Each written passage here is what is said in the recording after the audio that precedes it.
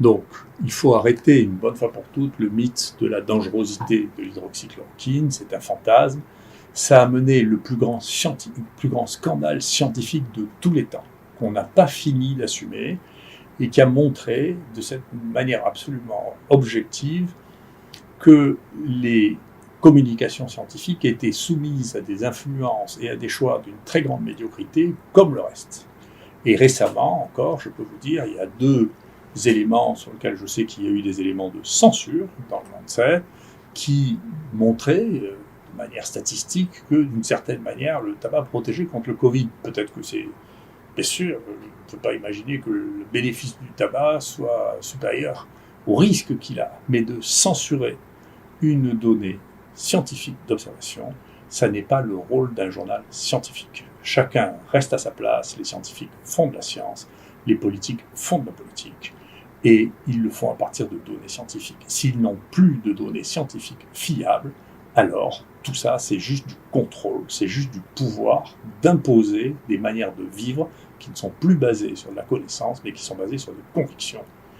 Et ça n'a plus rien à voir avec ce que nous faisons nous.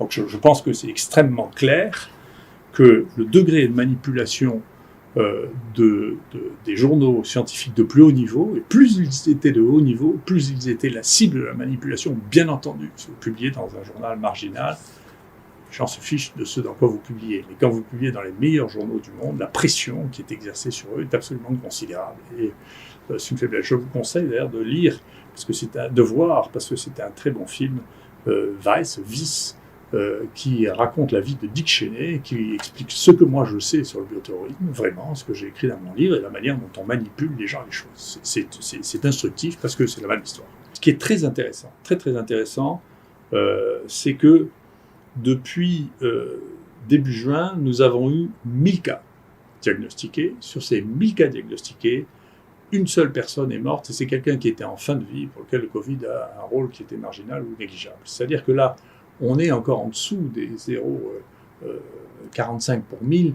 on est là on est à 1 pour 1000 au pire dans la situation actuelle depuis juin. Donc c'est quand même pas la peine d'avoir un drame de cette nature.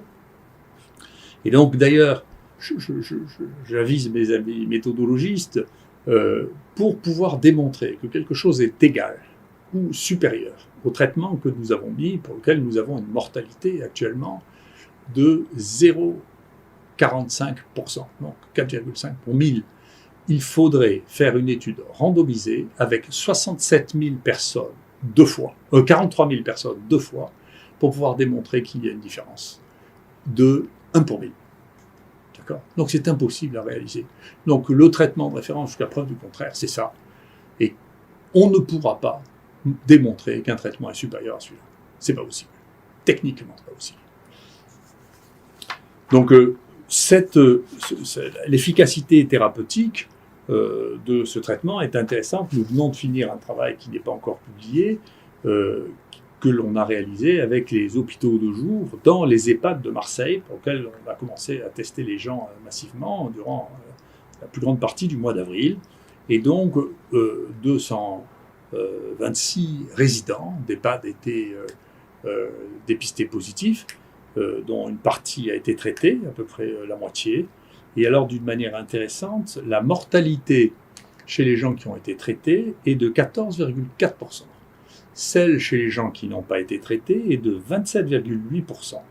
Et ce chiffre de 27,8% des gens non traités dans les EHPAD à Marseille est à peu près le même que celui de la mortalité française, qui était au 2 juin de 27,7%, c'est-à-dire 10 000 personnes qui sont mortes dans les EHPAD, la plupart du temps sans traitement. Ce qui veut dire que si on peut extrapoler, si on peut imaginer que le traitement prescrit à Marseille ait donné les mêmes résultats dans tout le pays, ceci aurait fait 5 000 morts de moins. C'est à vérifier, mais en tout cas, je pense que actuellement, le fait d'avoir un moratoire, une réflexion de base sur l'utilisation de ce traitement, en particulier chez les populations à risque, alors qu'on connaît ces inconvénients, que l'on sait qu'il n'y a pas eu d'accident grave, tout ça était un fantasme, de prendre la mesure de ça et de proposer, en particulier s'il y a de nouveaux cas à l'avenir, un traitement efficace demande vraiment une réflexion que j'espère qu'on mènera. La mortalité telle qu'on la voit maintenant est de même nature que celle des autres coronavirus que nous diagnostiquons jusqu'à présent, sur lequel on a fait quelques milliers de tests, qui est entre 0,8 et 1%, comme dans les infections respiratoires dont on a l'habitude. Donc, ça ne représente pas quelque chose qui est significativement différent, mais pour lequel je pense qu'au moins pour les personnes à risque dans lesquelles il y a une mortalité, il existe une stratégie thérapeutique. Les données chiffrées, je pense, méritent une analyse cette fois-là qui soit dépassionnée. Et si on regarde ce qui s'est passé en France, il y a des zones qui n'ont pas été touchées, dans lesquelles, bien entendu, la mortalité est très faible. Et on peut dire que entre les années 2019 et 2020, il y a toute une série de zones en France dans lesquelles la mortalité n'a absolument pas changé, pas du tout. C'est le cas y compris à Marseille. Dans la région dans laquelle nous vivons, dans la région sud, la mortalité a bougé de manière insignifiante, de 4%. En revanche, la zone dans laquelle la mortalité a frappé de la manière la plus violente, c'est l'Île-de-France, dans laquelle il y a une mortalité qui a augmenté de 40% entre 2019 et 2020 pour les mois qui encadrent cette zone. Donc il y a vraiment eu quelque chose qui s'est passé là, et qu'on peut regarder aussi dans ce qui est l'âge de la mortalité. Partout, la mortalité concerne essentiellement les gens qui ont plus de 65 ans, et dans la moitié des cas, des gens qui ont plus de 85 ans. Mais on peut voir que, pareil, en Île-de-France, la surmortalité commence à partir de 25 ans, alors que dans la région de PACA, elle commence à partir de 75 ans. Donc, il se passe quelque chose dans la gestion des plus jeunes, et on retrouve ça, si on regarde ça dans l'analyse que l'on a entre Marseille et Paris, où on voit qu'il y a une surmortalité des plus jeunes en Île-de-France, d'une part, et d'autre part, en particulier la proportion des gens qui ont moins de 60 ans qui meurent est plus importante en Île-de-France et à Paris que ce qu'elle est dans le reste de la France. Donc ça ne peut pas être lié à la fréquence, puisque c'est la proportion des gens jeunes. Ça témoigne de la prise en charge. Et donc il y a une réflexion à avoir sur la prise en charge. Peut-être que c'est trop centralisé, ou que c'est trop gros, ou que les situations ont été trop passionnelles, pas suffisamment pragmatiques, mais il s'est passé quelque chose sur lequel il faudra bien faire le point à un moment ou à un autre. Ensuite, le dernier point dont je voulais parler, c'est que il y a bien entendu une multiplication des tests, et c'est bien, c'est ce que je conseille depuis le départ. Je suis très content que ce point-là ait été entendu, parce que c'est un des éléments. Donc, je suis très content que ce soit un collègue parisien, le professeur Jarlier, qui travaille à la Sciences publiques de Paris, qui montre ces données de corrélation. Et parmi les corrélations qu'il a testées, la seule corrélation pour laquelle il est testé entre la mortalité dans un pays et une action, c'est la précocité de la mise en place des tests. J'ai toujours dit, il faut mettre les tests en place très très précocement, parce que on ne peut pas prendre en charge les maladies infectieuses sans faire des tests de diagnostic. Enfin, il faut faire attention aussi aux tests diagnostiques, parce que les tests diagnostiques ont une qualité qui dépend, en particulier la PCR, de la qualité de l'interprétation et de la qualité du test. Donc nous, sur les gens que l'on reteste, qui ont été positifs, et donc on a eu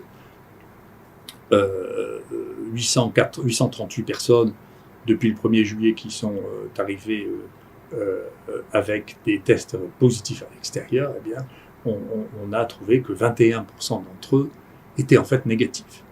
Donc ça veut dire que simplement il faut faire attention.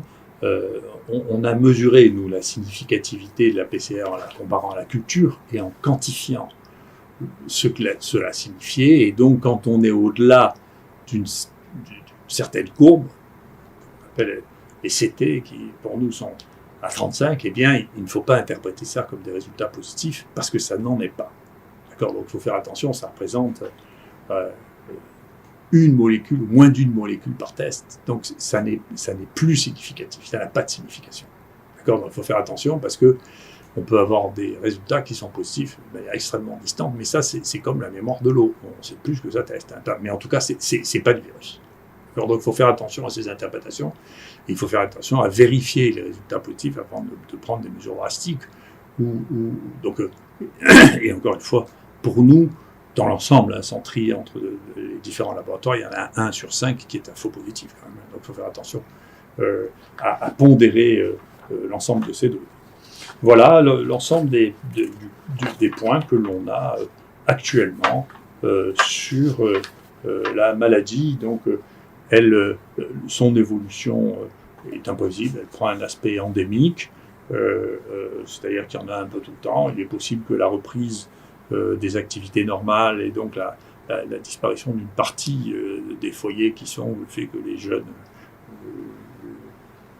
vivent leur vie pendant l'été comme ils l'ont toujours fait, et que donc ça crée des circonstances de rapprochement qui entraînent probablement un truc. Je vous recommande sans arrêt de vous passer les mains avec de l'alcool. C'est quand même le meilleur moyen de protection de tout. Et quant au reste, nous verrons bien comment les choses évoluent, mais il faut dédramatiser cette situation, redevenir pragmatique, reprendre les faits tels qu'ils sont, arrêter de passionner les débats en disant qu'on est pour ou contre. C'est pas de la politique qu'on fait là, c'est du soin, c'est pragmatique. On tient compte des données au fur et à mesure qu'on les apprend, et il ne faut pas avoir honte de changer d'avis si on s'est trompé. On constate qu'au début d'une épidémie, quand les choses s'accélèrent, la mortalité, la transmission, la contagiosité augmente, et puis ensuite elle diminue sans qu'on sache pourquoi. Il y a beaucoup de théories. Est-ce que c'est l'immunité générale de la population? Qu'est-ce que c'est? On n'en sait rien. C'est décrit depuis le 19e siècle. De la même manière qu'on ne peut pas comprendre maintenant ce qui va se passer l'année prochaine, parce que c'est de la divination. On ne savait jamais, personne.